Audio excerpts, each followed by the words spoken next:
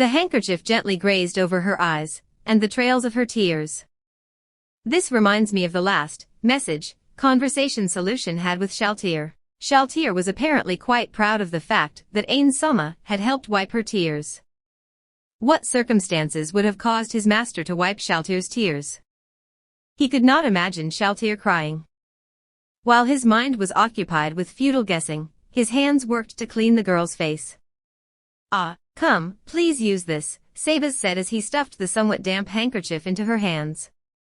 It is quite sad when a handkerchief goes unused.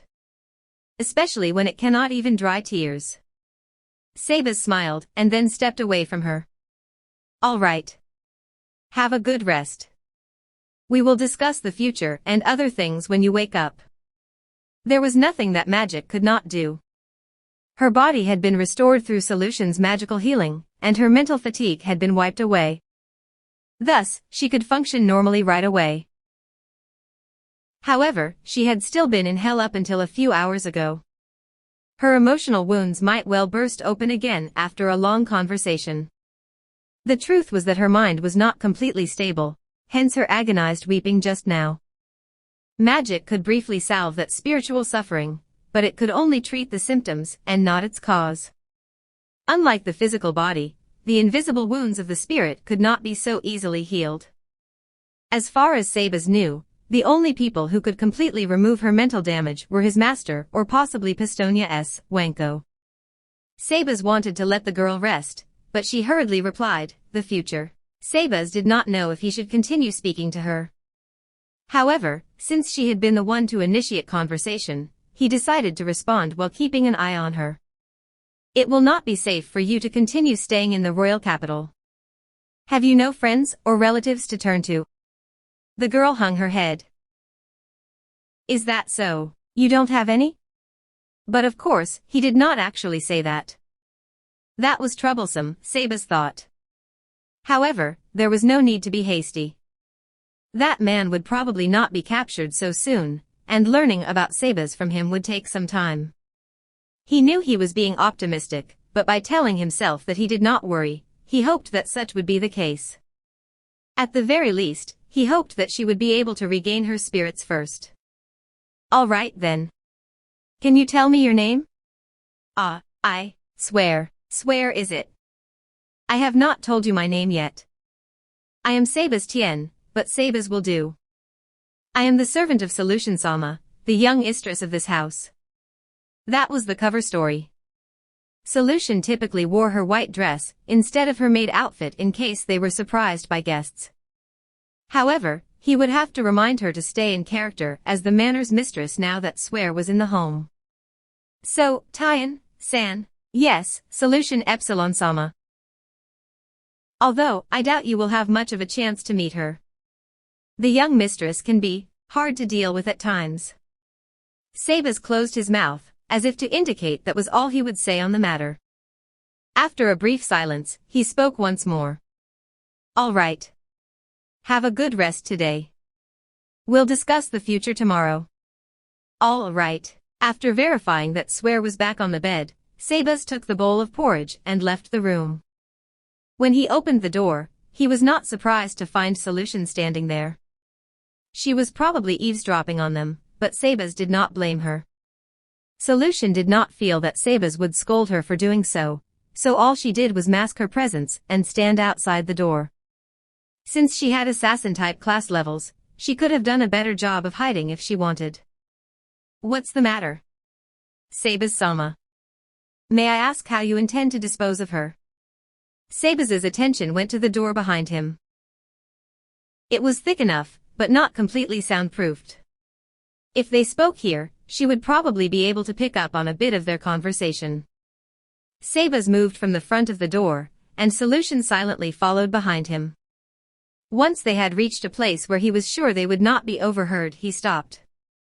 "You're referring to Swear, I take it." "I intend to wait until tomorrow before deciding what to do." "That name." Solution did not finish that sentence, but she pulled herself together and then spoke again.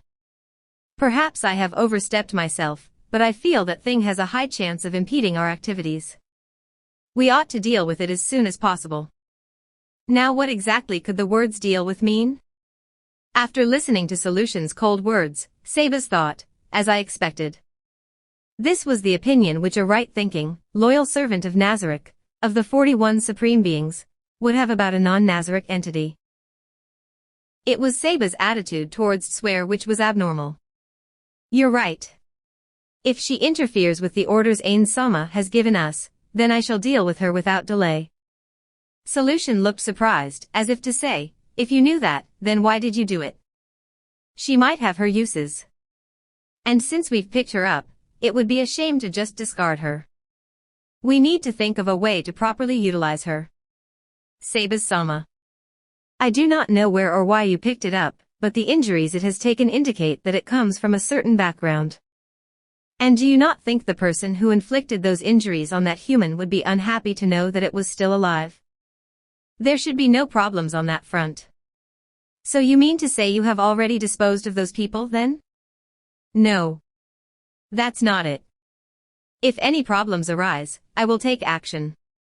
Therefore, I hope you will be able to watch quietly until then. Do you understand, Solution? I understand. Solution swallowed her rising frustration as she watched Sabas leave. Now that Sabas had said all that to her, she could not say anything even if she was deeply dissatisfied with his handling of the situation. In addition, she really could just sit there and watch if nothing cropped up. That said, to think he would use the resources of Nazarick on a mere human. All the wealth and resources of Nazarick belong to Ain's Ulgaun. In other words, they belong to the Supreme One. Was it really all right to expend them without permission? She could not come up with an answer no matter how hard she thought.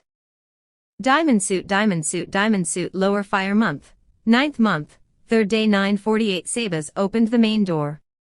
As usual, he had gone to the Adventurers Guild in the morning and recorded all the requests on the notice board in his notebook before the adventurers could take them.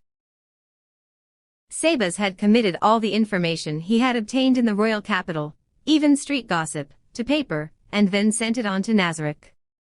Data analysis was a difficult process, so it was left entirely to the intellectuals of Nazarick to handle. He passed through the door and entered the house. Several days ago, Solution would have come to greet him. However, welcome back, Sabas, Ma. This task was now handed to the soft-spoken girl in the maid outfit, whose long skirt covered her legs. The day after he had picked up Swear, there had been a discussion, and it had been decided that she would work in this house. They could have treated her as a guest, but Swear refused. She said that she felt uneasy about being treated as a guest on top of being rescued by Sabas. While it did not properly qualify as repaying his kindness, she hoped that she could do something to help around the house. After seeing what her true intentions were, he began to feel uneasy as well. In other words, she understood that her position here was precarious, that she was a source of trouble for this home, and so she wanted to work as hard as she could to avoid being discarded. Of course, Sabas had told Swear that he would not abandon her. If he was the sort who could discard someone with nobody else to turn to, he would never have rescued her in the first place. However, he lacked the persuasive power to heal the wounds in Swear's heart. I'm back, Swear. Did work go well? Swear nodded. Unlike how she had been when they first met, her hair was neatly trimmed, and she wore a little white headdress. It went well. Is that so? That's good to hear. She seemed as gloomy as always and her expression hardly changed, but being able to live as a human being had gradually eased the fear which gripped her, and she could speak much more clearly now. It's what remains that worries me instead. Sabas walked, and Swear walked with him. Technically speaking, it would be a violation of maidservant etiquette for her to walk beside Sabas, her superior. However, Swear had never been trained as a maid, and did not understand those formalities, and Sabas did not wish to educate her in such matters. What are we having today? Potato stew. I see. I look forward to that then. Your food is delicious, Swear. She blushed and lowered her face as Sabas praised her with a smile. Her hands nervously grasped at her maid uniform's apron. You are too kind. No, I meant that. I know nothing about cooking, so you've done me a great favor. Do you have enough ingredients? Tell me if there's anything you'd like me to buy. Yes. I will ask you when I do. Swear could move around normally within the house and in front of Seba's, but she still had an aversion to the outside world. Since she could not work outdoors, Seba's had taken on the task of shopping for ingredients and so on. Swear's cooking was hardly a gourmet spread. She made simple, everyday dishes. Since these dishes did not require expensive ingredients, they were easily obtained at the markets. Seba's had also learned about said ingredients in the market, and the food and beverage of this world, which he considered to be killing two birds with one stone. A flash of inspiration suddenly struck Seba's. We'll go shopping together afterwards. A look of shock appeared on Swear's face, and then she shook her head timidly. Her face had turned pale for a moment, and she had broken out in a cold sweat. I think I'll pass, Seba's thought, as I expected, but he did not voice it. Swear had refused to do anything which might involve going outside ever since she had started working. She had taken this house to be an absolute defense of sorts, in order to suppress the fear within her. In other words, she had drawn a line to tell herself that this place was different from the outside world, which had hurt her. That was the only way she could function normally. However, if that kept up, Swear would never be able to leave the house, and Seba's could not keep her here for her whole life. Seba's understood that it was very cruel to expect Swear to walk amongst the masses given her mental condition. He should have spent more time to help her get used to being around others again, but that naturally required time. Seba's did not intend to hide here, or spend the rest of his life in this place. He was an outsider who had only infiltrated this city in order to gather information. If his master issued the order to withdraw, he had to continue training Swear to give her additional possibilities in preparation for that day. Seba's stopped moving and looked directly at Swear. She blushed and lowered her head shyly, but Seba's took his cheeks in both his hands and raised her face. Swear, I understand your fears. However, I hope you will relax. I, Seba's, will protect you. I will crush any and all dangers which draw near and ensure you will not be harmed. Swear, please step outside with me. If you're afraid, you can close your eyes. As Swear hesitated, Seba's held her hands tightly. What he said next was terribly unfair to her. Are you willing to trust me, Swear? Silence filled the corridor, and time slowly passed them by. In the end, Swear's eyes grew moist, and her tender, pink lips parted to reveal her pearly white teeth. Seba's-sama, you are too cunning. When you put it like that, how could I refuse? Please be at ease. Despite my appearance, I am quite strong. Let me put it this way. In all the world there are only 41 people stronger than me, well, and a few others. Is that a lot? The figure he had chosen made Swear think that Seba's was merely cracking a joke to reassure her, and so she smiled. Seba's saw this and smiled back without saying anything. Seba's began walking again. He knew Swear was peeking at his face from the side, but he did not bring it up. Seba's knew Swear had some faint semblance of attraction to him. However, Seba's felt that it was more like gratitude to him for saving her from her torment. It was similar to brainwashing, or the trust she placed in someone who was reliable. In addition, Seba's was an old man, and perhaps Swear had confused her sense of familial kinship with romantic love. Even if Swear did feel genuine love for Seba's, he did not feel that he could adequately return it. After all, he had been hiding so many things from her, and their respective circumstances were far removed from each other. Then I shall come to get you after discussing a few things with the young mistress. Solu-san. Swear's mood turned gloomy. Seba's knew why, but he kept quiet about it. Solution had hardly met with Swear before. At the very most she had glanced at her in passing, and left without saying a word. Anyone would feel uneasy about being ignored like that, and in Swear's case she would probably be terrified. It's fine. The young mistress is like that to everyone. It isn't as though she has it out for you, though in all frankness, she can be a little willful at times. You have to keep that a secret though, Sabas smiled, and after finishing his half-joking words, the unease on Swear's face lightened somewhat. She often throws tantrums when she sees cute girls. How could I? I'm nothing like the mistress. Swear frantically waved her hands as if to dismiss those words. Swear was pretty, but she was nothing like Solution. However, beauty was in the eye of the beholder. In terms of looks, I would prefer you compared to the young mistress. What? How could? Swear's face was burning red as she lowered it.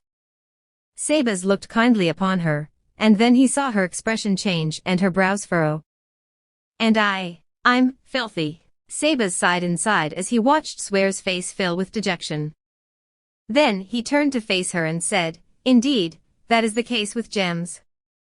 Unmarked ones are worth more, and they are considered purer. Swear's face fell even further as she heard those words. However, people are not gemstones. Swear suddenly jerked her head up. Swear, you seem to consider yourself dirty. But who can judge the purity of a human being? There are clearly defined standards for precious stones, but who will set the standards for a human being's virtue? Is there some common value to surpass? Some public opinion that must be adhered to? Does that mean everyone else's thoughts and opinions can be discarded? Sabas paused here, and then he continued, every person has a different definition of beauty. If beauty cannot be determined by one's appearance, then in my opinion, we cannot determine beauty by what people have experienced but by how they are inside. I do not know what you have been through, and I have only spent a few days with you, but what I know is that the person inside you is the furthest thing from being filthy that I can imagine. Sabas closed his mouth, and the footsteps echoing along the corridor filled the world. Swear seemed to have made up her mind, and she said, If you feel I am pure, then hug. Sabas had already embraced her before she could finish her words. You are very beautiful to me. Swear's eyes overflowed with tears as she heard Sabas' gentle words. Sabas gently patted Swear's back, and then slowly let her go. Swear, forgive me. The young mistress calls and I must answer. I understand. Sabas left a red-eyed Swear bowing behind him, and knocked on the door. He then opened it without waiting for an answer. As he closed it, he smiled to Swear, who had been spying on him all that time. This house was rented, so it did not have much furniture despite its many rooms. However, this room was filled with stylish furniture, enough to impress any guest who came. However, anyone who knew anything would realize that none of the furniture here was a venerable antique, and that the entire room was all style, and no substance. Young mistress, I have returned. Thank you, Sabas. Solution, the false mistress of the manor, had an airhead expression on her face as she lounged on the sofa in the center of the room. However, that was merely an act. That was because Swear the outsider was also in the house, so she had to put on the mask of a haughty heiress. Solution's eyes left Sabas, and went to the door. She has left, I take it? So it would seem. The two of them looked at each other's faces, and Solution spoke in a normal tone. When are you going to get rid of her? Solution always asked the same question whenever they met, and Sabas always gave her the same answer. When the time comes. Under normal circumstances, that would be the end of it. Solution would sigh deliberately, and then drop the matter. However, Solution did not seem inclined to let it go today, and she continued asking, Could you give me a clear indication on when the time will be? For all we know, hiding that human might bring trouble upon us.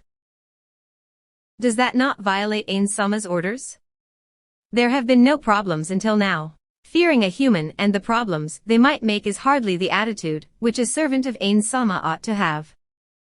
Deathly silence reigned between them, and Sabas quietly exhaled. The situation was very bad. Solution had no expression on her face, but Sabas could tell she was boiling mad at him. This house might only have been a temporary base, but Solution regarded it as a branch of Nazarick, and the fact that a human was living here without permission made her very unhappy. Solution had not made any move to harm Swear, until now due to being forcibly restrained by Sabas. However, if things remained as they were, it might not endure for long. Sabas was keenly aware that time was running out. Sabas-sama. Once that human violates the orders Ain-sama has set forth, she will be dealt with. Sabas ended the sentence himself without giving Solution a chance to continue speaking. She turned an emotionless look on him, and then nodded to indicate that she understood. Then I will say no more. Sabas-sama, please do not forget the words you have just said. Of course not, Solution. Still. Solution's hushed tone hid emotions so powerful that they made Sabas stop in his tracks. Still, Sabas-sama. Should we not swear that to Ain-sama? Sabas fell silent. After a few seconds, he answered, I think it will be fine. I am uneasy about wasting Ain-sama's time on an insignificant human. Entoma and the others regularly contact you with message spells every day. Why not bring it up while you are in contact with them? Or is there something you wish to hide? How could that be? I harbor no such thoughts. I would never dream of. That would mean everything you have done is not for your own personal gain, am I right? The air between them grew tense. Sabas knew that Solution was deliberately picking at this topic, and he was keenly aware that he was in danger himself. Every denizen of Nazarick owed their absolute loyalty to Ain's Ulgaun, to each of the supreme beings. It was certain that everyone felt that way, especially the Guardians. Even the assistant head butler Eclair, who schemed to take Nazarick for his own, felt sincere loyalty and respect for the 41 supreme beings. Naturally, Sabas was one of them. That said, he still felt that it was wrong to abandon a pitiful being just because he was afraid of danger. However, he also understood that most of those in Nazarick would not approve of that course of action. No, he only thought he understood. Solution's attitude from a few seconds ago had clearly informed him of the full extent of his naivete. Solution had been serious. She might well have turned on Sabas, who was one of the highest-ranking managers in Nazarick and one of the strongest melee combatants in Nazarick, depending on his answer. He had not expected Solution to go to such lengths to remove a problem. Sabas smiled. As she saw that smile, Solution's eyes filled with surprise. Of course. It was not for personal gain that I did not report this to Ain-sama. Is there anything to support that? I appreciate that girl's culinary technique. You mean to say her cooking? It was as though there was a question mark atop Solution's head. Yes. In addition, would it not be suspicious if only 2 people lived in such a large home? Perhaps. Solution had no choice but to agree with that point. Anyone would find it strange that such a large house was hardly occupied, for all the money spent on it. I feel that we need a few people around. Besides, would it not be bad if we could not serve a single dish if guests arrived? That is to say, you are using that human as camouflage? Indeed. But why did you have to use that particular human? I am interested in swear. I feel that even if she has her doubts about us, she would never make them public. Am I wrong? Solution thought briefly on the matter, and then nodded. Indeed. Just so. This is merely a deception, so there is no need to specially seek Ain-sama's permission to do so. For all we know, he might chastise us and say, figure these small things out yourself. This was how Sabas calmly explained himself to the silent Solution. Can you accept that? I understand. Then, we'll carry on like this for... Sabas stopped halfway, because he had heard something like 2 hard objects colliding. It was a very soft sound, probably nobody but Sabas would have heard it. That disordered noise repeated itself again, and he was certain that it had been deliberately made. Sabas opened the room door and stepped into the corridor, focusing his senses. They froze when they realized the sound was coming from the main door's knocker. Nobody had ever knocked on that door ever since they had come to the royal capital. They had conducted their business in person, and they had never asked anyone to come to the house. That was because they were concerned that others would wonder why such a large house was only occupied by 2 people. And now, somebody had come to visit this house. Certainly there must be some kind of trouble afoot. Sabas kept Solution in the room and walked to the main door, where he lifted the cover of the door's peephole. He could see a plump man outside, and Royal Army soldiers waiting for orders behind him on either side. The plump man was neatly attired, and he wore well-tailored clothing. He had a weighty badge on his chest which reflected a coppery light. His sweaty red face was also packed with fat, and had an oily sheen to it, probably from too many rich meals. At the back of the procession was a strange-looking man. His pale, sallow skin looked like it had never seen the sun before. His eyes were keen and his scrawny face looked like some predator, a corpse-feeding scavenger, in fact. His dark clothes hung loosely about him, and he must certainly have weapons about his person. He radiated a scent of blood and malice, which prickled on Seba's sixth sense. Sebas had no idea of who these ragtag bunch of misfits were, or what they wanted. "May I know who is calling?" "I am Inspector Stefan Havish," reported the fat man at the head of the group. His voice was shrill and somewhat off-key. Inspectors were public officials, who maintained order in the royal capital.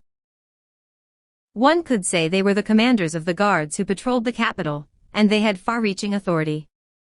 Sebas had no idea why this man called Stefan had come, and it worried him. Stefan ignored Sebas' reaction and continued, "I trust you know that the kingdom's laws prohibit the trafficking of slaves. That law was proposed by Princess Renner herself, and put into effect after being reviewed by Parliament. The report I received indicates that the inhabitants of this domicile have violated that law. Thus, I wish to investigate the matter." Stefan neatly punctuated his statement by saying, "May I come in, please?" Sebas hesitated as he broke out in a cold sweat. He thought of many excuses to deny him entry, but chasing him away might lead to greater trouble in future. There was no guarantee that Stefan was actually who he said he was either. The kingdom's public servants all had to wear badges like Stefan did, but there was no telling if he was a legitimate state employee. For all he knew, it might be counterfeit, though the penalty for doing so was very severe. That said, what harm would it do to allow several humans into the house? If they intended to resort to violence, Sebas could easily deal with them. Indeed, their being impostors would only suit Sebas' purposes. There was no telling what Stefan thought of Sebas' pensive silence. Once more, he asked, "If I may, could I have an audience with the master of the house?" "While it cannot be helped if the master is not in, we are here to conduct an investigation. Things will go poorly if we return empty-handed." Stefan smiled. There was no sign of humility in that smile. It concealed undertones of intimidation through the abuse of power. "Before that, I would like to ask, who is that man behind you?" "HM? His name is Succulent. He represents the establishment which reported this incident to me." "I'm Succulent. Pleased to meet you." After seeing Succulent's cold smile, Sebas felt a sense of defeat creeping up on him. His cold smile was like that of a cruel hunter mocking his prey as it stepped into his trap. He must surely have made all the proper arrangements with all the appropriate parties before strutting up to him, bold as brass. That being the case, Stefan was most likely a proper official. They would surely be prepared for any refusals on his part. That being the case, he ought to see what they had in store for him. "I understand. I shall inform the young mistress forthwith. I hope you will be so kind as to wait here for a moment." "Very well, we'll wait. However, please be swift about it. We do not have all day." Succulent sneered at him, while Stefan shrugged. "Understood. Then, please excuse me." Sebas lowered the cover of the peephole and turned towards Solution's room. Before that, however, he had to tell Tswer to hide inside the house. He had the soldiers wait outside, while he brought Stefan and Succulent inside. Both of them were visibly shocked when they saw Solution. Their faces said that they had not expected to see such a beautiful woman. Stefan's expression slowly turned lewd, his eyes roving between her face and her ample bosom. There was a dark look of lust in his eyes. In contrast, Succulent's face gradually tightened up, unwilling to relax. It was clear which of them was more worthy of caution. Sebas bade them take a seat on the sofa opposite Solution. "Solution, who was already seated, exchanged names with Stefan and Succulent, who were just settling in. Then, what is the matter? Solution's question brought an exaggerated cough from Stefan, and he said, a certain establishment reported that someone had taken away one of their workers. At the same time, I heard that the person responsible had paid a great deal of dirty money to another worker. Our country prohibits the trafficking of slaves. Doesn't that sound like breaking the law to you? Stefan's voice grew steadily more excited and harsher, but Solution's response was a thoroughly disinterested, "Oh really?" Her tone nearly made the two of them roll their eyes. They were clearly trying to intimidate her, but they had not expected a response like that from her. Sabas will handle all the troublesome bits. Sabas, I'll leave the rest to you. Is that all right? If things go poorly, you might become a criminal.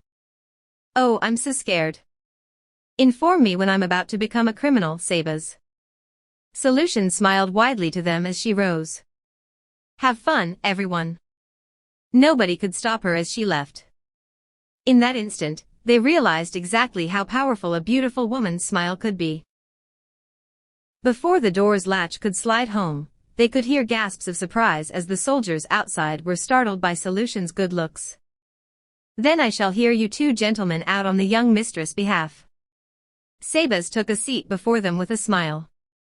Stefan shrank back as he saw his smile, but Succulent decided to speak up on his behalf to help retain control of the situation. Just as well. I'll tell you then, Sabas-san. As Havish-san told you at the door, one of the people at our establishment has gone missing.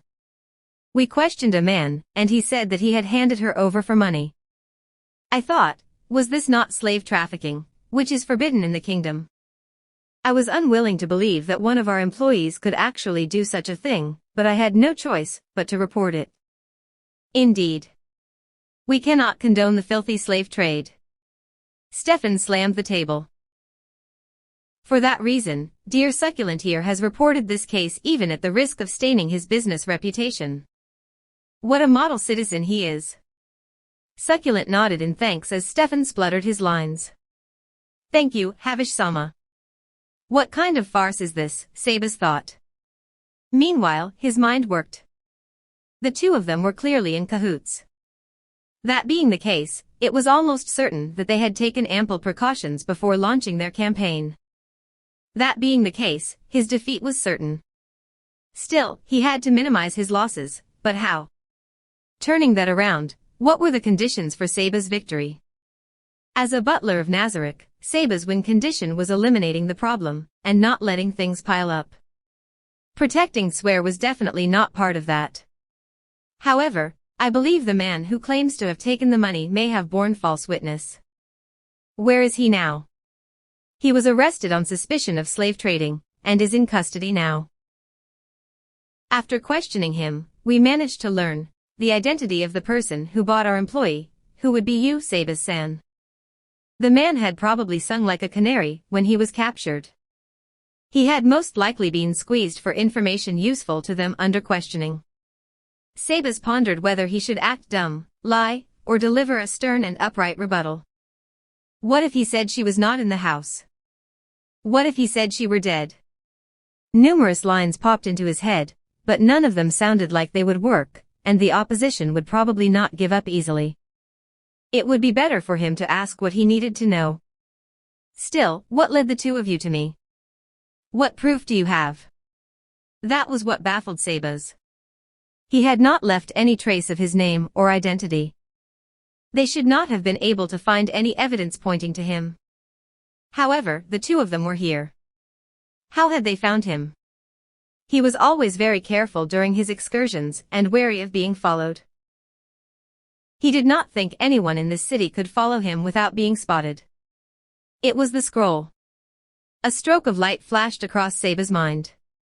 The scroll he had bought in the Magician's Guild. The workmanship of that scroll was exquisite, and it was certainly no ordinary scrap of parchment. Anyone who could recognize a scroll like that would be able to tell that it was purchased from the Magician's Guild. After asking around, they would find clues, and a man in a butler's uniform carrying a scroll would be quite prominent. Still, that alone would not prove that Swear was here. He could also insist that there was someone else who happened to look like him. However, he would be in trouble if they said they were going to search the house. Indeed, they would discover that only 3 people lived in this home, including Swear. That being the case, all he could do was come clean. Sabas decided to leave his fate to the gods. I did take her away. That is a fact. However, she was heavily wounded at that time, and I was forced to do so, because I feared her life would be in danger. In other words, you admit to buying her. May I speak to that man you mentioned? Unfortunately, we cannot allow that. Things would be bad if you were allowed to match up your stories. You could always listen in while we were talking. Sabas wanted to say that, but he shut his mouth. In the end, they had planned the whole thing out. Even if he did find that man, it was not likely that the situation could be made to favor him. Continuing with this approach was only a waste of time. Before we go into that, do you not think that allowing her to sustain such severe injuries while working is more problematic in the eyes of the nation? Are there not laws against that too? Conditions in our establishment are harsher than most. Injury is unavoidable. Consider that working in mines and the like also includes the risk of occupational hazards. It's the same thing. I doubt they are the same thing. Ha ha ha. We're in the service industry. You meet all sorts of clients there. We do pay attention, you know. All right, I get your point. We'll be more careful next time. Yes, a little more careful. Just a little? Ah, yes. Worrying too much about details costs money, you know. Causes problems too. Succulent sneered at Sabas' question. In turn, Sabas smiled. All right, that's enough. Stefan sighed. His attitude was one that he used when dealing with fools. My duty is to verify that slave trafficking was going on. Employee welfare is another matter entirely. All I can say is that it has no bearing on the case. Then, can you tell me who are the people who specialize in problems like these? I'd like to tell you, but there are some difficulties in doing so. Regretfully, sticking one's nose into others' business will only earn you resentment. Then, please wait until I find the relevant people first.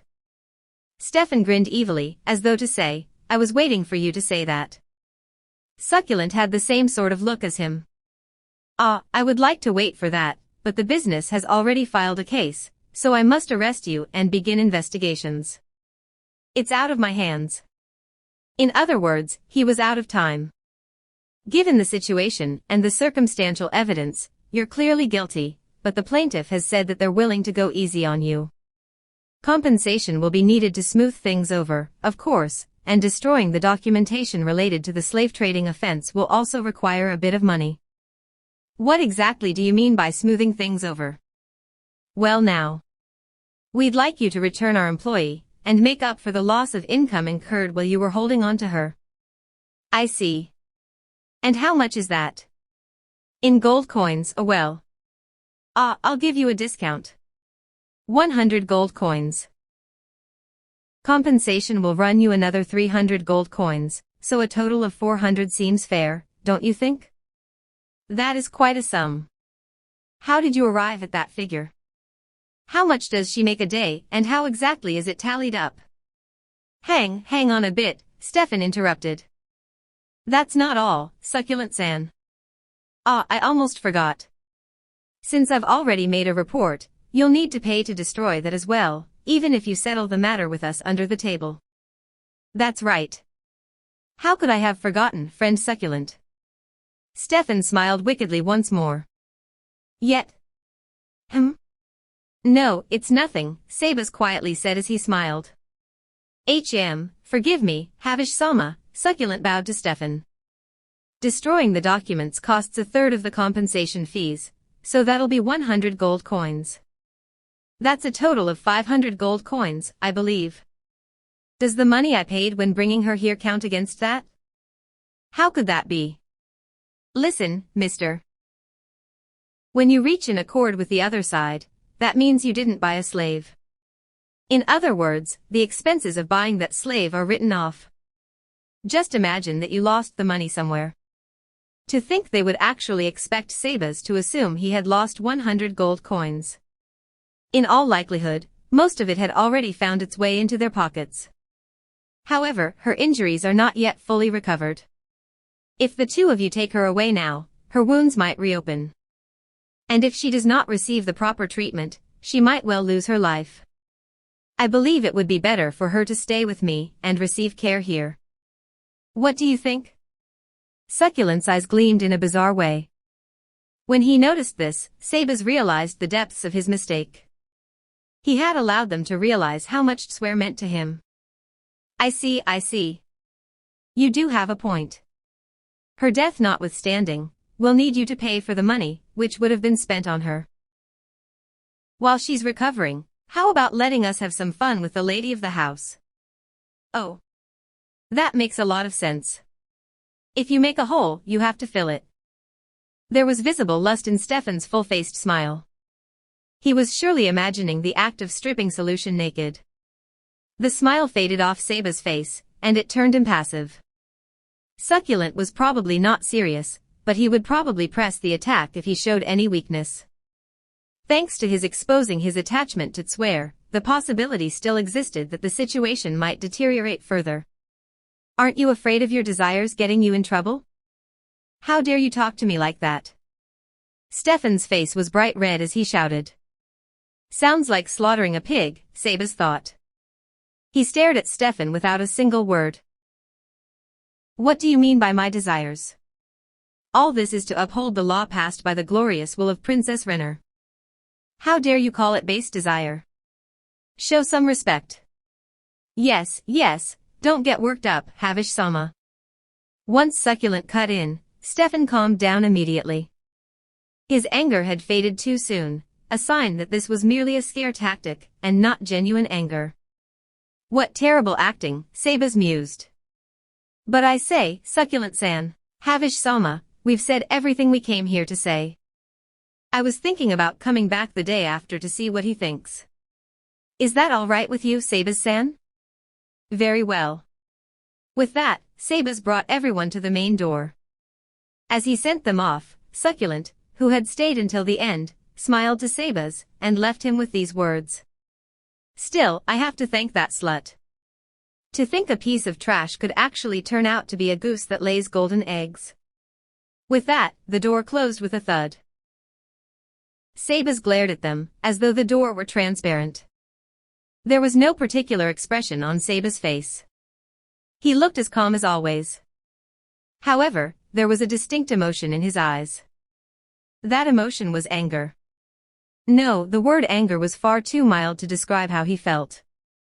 Furious and wrathful, those words would be more suitable.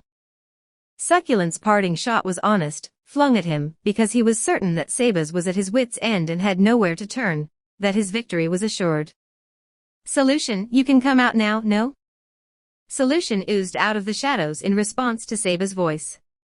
She had melded into the shadows with abilities from the assassin-type classes she had taken. Did you hear all that? Sabas had only asked as a formality. Naturally, Solution nodded to say, of course. What do you plan to do now, Sabas-sama? Sabas could not answer that question immediately. As she saw that, Solution glared coldly at him. What about handing that human over to them? I do not feel that will solve the problem. Is that so? If I expose a weakness, they will seek to capitalize on it until they suck us dry. That's the kind of people they are. I do not think handing Swear to them will solve the problem. More to the point, the real problem is how much they learned while investigating us. We entered the royal capital as traitors, but if they look too closely, they'll see through it, through our disguise. Then, what do you intend to do? I do not know. I wish to take a walk outside and think. Sabas opened the door and headed outside. Solution watched in silence, looking at Sabas' back as it shrank into the distance. This was all meaningless. None of this would have happened if he had not picked up that human. That said, it was too late for that now. The question was what they would do next. As Sabas' subordinate, she could not simply ignore his instructions, but she felt that leaving things be would only lead to a worse outcome. If our little sister could move out, if I could take action as one of the Pleiades, we wouldn't have this problem now. She was hesitating. She was waffling. She had never been so hesitant in her life. In the end, she made up her mind. She raised her left hand and opened it. Something protruded from it, like it was floating on water. It was a scroll which she had stored inside her body. It had originally been given to her for communication in an emergency, although, thanks to Demiurge's hard work, there was now a way to manufacture low-level spell scrolls. Still, Solution did not know of this before she set out, and so she believed that this scroll was only to be used in a dire situation, and Solution believed that this qualified. She opened the scroll and activated the spell bound within. Once used, the scroll crumbled and fell to the ground as dust, and then even the dust vanished. As the spell took effect, Solution was connected to the other party. She asked, "Is that you, Ains-sama?"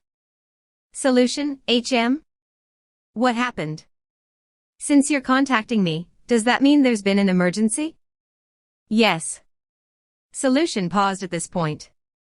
She had stopped because of her loyalty to Seba's, and because she had considered the possibility that she might have been wrong. However, her loyalty to Ains overrode all that. In addition, they should have considered the greatest benefits for the 41 Supreme Beings in every move they made. However, everything Seba's had done until now could have been said to have violated that precept. Therefore, she decided to commend the decision into her master's hands and said, "Seba-sama may have betrayed us." "Wha? Ah? No, how could that be, MHM? Do not joke with me, Solution. I forbid you to accuse others without evidence. Do you have proof?" "Yes. Although it might not quite count as proof. Clone. New paste." Few persons can be made to believe that it is not quite an easy thing to invent a method of secret writing which shall baffle investigation. Yet it may be roundly asserted that human ingenuity cannot concoct a cipher which human ingenuity cannot resolve. Edgar Allan Poe. 184,761 pastes opened. Based on an original idea from sebsavage.net. Sam and Max.